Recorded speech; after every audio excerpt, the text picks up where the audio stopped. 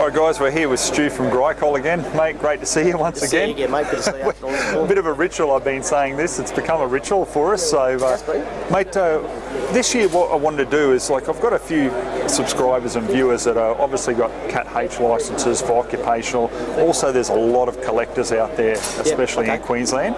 So I've gone over a lot of your normal compliant or club compliant firearms previously. But this year I just wanted to touch on something that's not compliant but still for collectors and the Cat H occupational shooters. So what do you got for us? Well, we can look at probably M&P VTAC. Yep. It's ideal for your occupational guys up in Queensland. Obviously New South Wales we can't do that here, but flat dark earth, both tritium and high-vis sights in it, which I think is pretty cool. Yeah. For your lay light scenario. 17 round, unfortunately, but certainly one of the nicer M&Ps of the market. I really wish we could get that in 5-inch because I'd be all over that. Yeah. Absolutely all over that. So what is it? Is it like a Cerakote finish on it, or it's a MRC coating, which is maximum resistance coating. I can't use the word malachite anymore. Yeah. But it's coloured differently. So it's still there. Old-fashioned, it stands out lovely. Malachite style coating or rust-resistant coating, with different colouring in it to give it that dark earth appeal, just to match the frame. So just points and feels real nice. They do. So Picatinny rail underneath there. So you put a light or something on it. Still your 6.5 pound trigger. So not quite the Pro Series M&P trigger with the 4.5 pound, but operationally, you probably want that extra poundage just to be assured that you're not going to snatch. Yeah, especially like LE military guys under high stress, they don't want a hair trigger, so to speak. You want to make sure that it's definite ball. Yeah, excellent. What's the price on these retail? The retail on these is about 1220. And we've got a couple in stock, not a huge number. We just thought we'd bring some through for a bit of a look-see and see if there's a market for them. So no, very nice pistol. Just following on from that, occupationally, we've got our governor. It's a Smith & Wesson governor. Takes 45 long colt, 410 gauge, 2.5-inch shells, I believe. And 45 ACP. This one's actually fitted with a Crimson Trace laser. Oh, awesome. So, because of course you need a laser when you're firing shotgun. But that would probably be not a bad occupational gun for a farmer. If he's got needs to put cattle down, you can do it with either 14 gauge shotgun for snakes.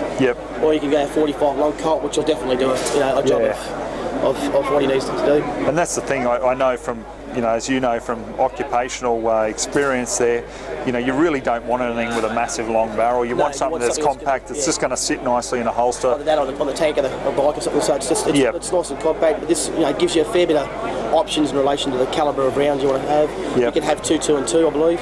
So, if you need 14 gauge for snakes, or you need a 45 colt to put a large animal down that's in pain. It's certainly a firearm that you could use. Absolutely awesome. So I have to ask, because I know a lot of people at home will be asking, any chance of these coming out in the future in a rifle configuration like the Rossi circuit, Judge? I'd love to see it. That question actually wasn't asked at the factory. I was there a couple of weeks ago. That's actually really nicely well balanced. Not a bad gun. We actually shot one in the bullet trap with 410 gauge. I'd really like to go out the range and have a good go at it. I think it would be a good fun gun to play with. Yeah, absolutely. And 1624 retail on these? These are certainly our caps. You go to your local gun shop, he's certainly not going to charge you that price. But at least it gives you an idea when the end user walks into the shop. But the gun shop's not going to give them absolutely awesome. Certainly something even as a collector's piece here in Australia, I think it'd be quite appealing. It's something really different. It's unique, and that's if you've got a post 46 collector's license and your theme is unique and unusual, that's certainly fit the criteria. Absolutely. All right, mate, that's great. And moving on from that, on occupational, probably our next to look at would be our 386 XL Hunter. Whilst not as concealable,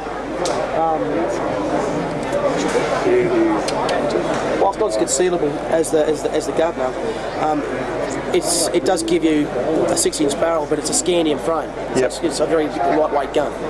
Yeah, geez. Oh, yeah, that is. So whilst it has the same appearance as the 6A6, which you've reviewed in the past, the 386 is a sleeve barrel. So if you can have a look at the outside of it without sort of going too nuts about it, that's a shroud and sleeve arrangement. Yep. So they put the shroud on the outside to screw the sleeve in on the barrel. Right, okay. To save a bit of weight. Yep. So the shroud, the frame and the cylinder will be either scandium, titanium mix. Yeah. That's light. So that's a nice lightweight opportunity. So again, if you're out on the bike and you've got a fair, you're carrying this for 8 hours, 9 hours, it can get rather heavy.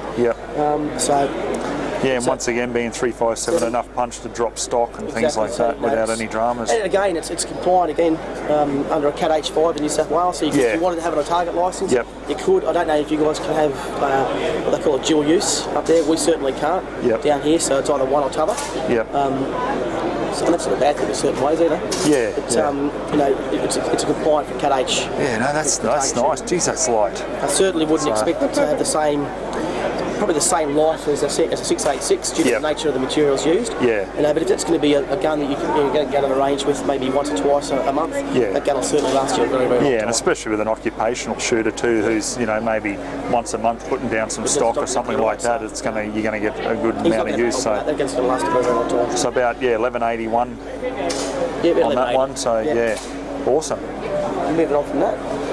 We've got probably another firearm that I'd really highlight it because I'm a big 1911 fan, as you know.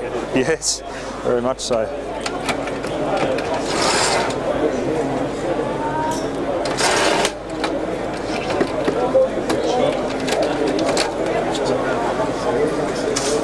There's our 1911 Performance Centre 45. This is a command length, so it's 4.5 inches, and I really love a command length slide. It's bobtail for concealability.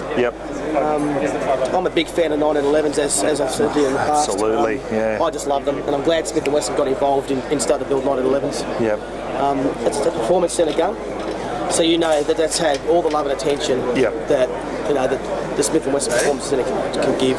They've got hand lap slides to frames, hand lap barrels in the slides, hand fitted, hand polished, hand everything. They've got the best of the best. They've got Wilson Combat componentry, beaver tail, safety, and mags. I'm a big fan of these guns. Just a nice finish to this. If we could bust it and open up and you could feel the thing back and slide, you could just see the attention and feel the attention that's been paid into it. So whilst not compliant for our Cat H5, certainly a good occupational gun. Like or you a good collectible firearm. Concealability or something. So very good collectible firearm. That same gun is available in 5-inch compliant, with adjustable sights, but it won't have the bobtails.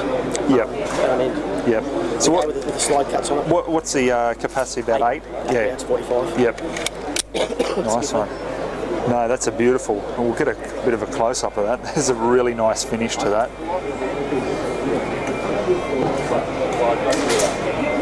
Absolutely beautiful, and I see being performance in a bit more, about 2,300. It's certainly not a cheap firearm, but you're paying for someone to sit there and spend hours on that gun build versus versus a machine doing 95% of the work, and the last few little components are hand fitted. This is done from start to finish by hand. So once the frame comes off the forger and the rails are cut, that's the last of the machining. Or CNC machining, shall I say? And it comes off there, and they hand fit the rails to the slide to the frame, and they hand fit the barrel to the slide. It's all done by hand, and that's what you're paying for. You're paying for that labour time. And it's that little bit more love. Oh, mate, it's absolutely beautiful. I'm a big fan of them. Absolutely. There's just something nostalgic about a 1911. It's just something about it. I've got 3 or 4 of these things at work now, and it's just a gun I love playing with. That's the thing. A lot of people these days, they go for all the high capacity and stuff with a lot of the polymer types, and even like with your M&P series there. But I don't know. There's something about just a straight 1911. Well, it's just a gun I fell in love with years and years and years ago. And it's a love affair. It's never ended. And when you think about it, we represent Smith & Wesson, and it's a probably a better word, cult 1911 that I play. Right. I just can't help myself. So. And to finish up with, I guess everyone's been sort of on our backs for a little while about the 686 weighted barrel, or what we call the 686 competitor. These guns are finally available. Yep. We'll see somewhat more regular shipments of these things throughout the year, this year and next year. Yep. Smith & Wesson, for a while, refused to build them, only for the fact that they had a large number of performance centre firearms going out the door to certain locations. Yeah. And they do what they call batch runs. Yep. So we finally got them to do a batch run.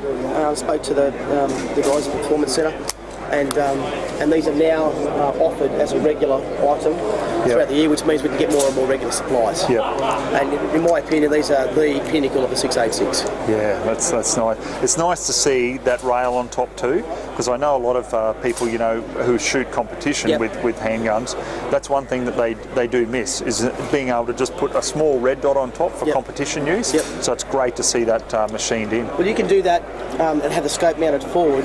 Yep. If you look at the standard 686 frame, they're drilled and tapped underneath the top strap. Yep. So you can have the scope towards the rear. Yep. Or you can have the scope mounted further forward. Yep. So if you're going to have a situation where you're going to have a decent length sort of rifle style scope for you, obviously you're going to want to mount it forward. But if you're going to have a red dot, you want it back. Yeah. Back over the top of the gun. Yep. So you've got two options there. Awesome. And what have we got on price range for that? At $22.40. Yep. Again, these are ceilings. Yeah. Would recommend to retailers. No, absolutely beautiful, mate. Yeah. Certainly one of my favourites at the moment. You just know, like, you know, when you pick up a revolver, a Smith & Wesson revolver, really to me is like the Colt 1911. You know, you pick up a revolver, you immediately associate it with the Smith & Wesson. They're just a beautiful finish. Really nice, yeah. They do a good job in the performance centre, they really do. I'm just wondering what else we could look at. Just if we can, mate, your main attraction down the bottom, just tell us about it. Let's get her out. This is the Smith & Wesson Model 460 XVR in 14-inch. And it's got a very, very limited market here in Australia. Yeah. Excuse me. We can really only use it for one match, which is metallic silhouette. Yep. And then again, then only one division, and then again, only if your club really doesn't mind you having something that's of this style. Yeah. You can have a lot of fun with this gun. Yeah. I've got a friend of mine in Victoria, and he'll know who he is when he says this, that has one of these things, and we've shot this thing out to 400 metres quite accurately, and had a whole lot of fun doing so. Admittedly, it wasn't a bipod. Weight of it. It wasn't a bipod, but certainly a very fun gun to shoot. Yeah, unreal. Again, it's a performance centre firearm. So the barrel on this one's a little bit unique.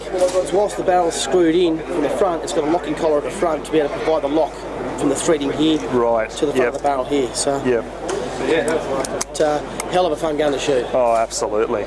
Yeah, absolutely. We brought that out for a bit of a wow factor, something a little bit different. Yeah. And again, you know, a bit unsure as to whether to throw it on a Cat H or a rifle licence due to the length.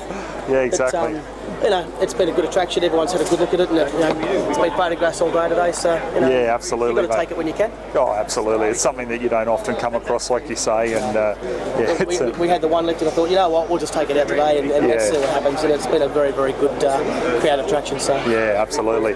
All right, mate. Well, look, hey, thanks for your time as always. Always a pleasure to talk to you. And we'll put up your website as we normally do under the review, so people can have a look and everything. And look, guys, for you guys at home, Smith & Wesson, you've seen my reviews on them, just a quality product, and it's time tested. You can't go wrong with them. Just a great product. So thanks again, mate. Thanks, mate. Cheers.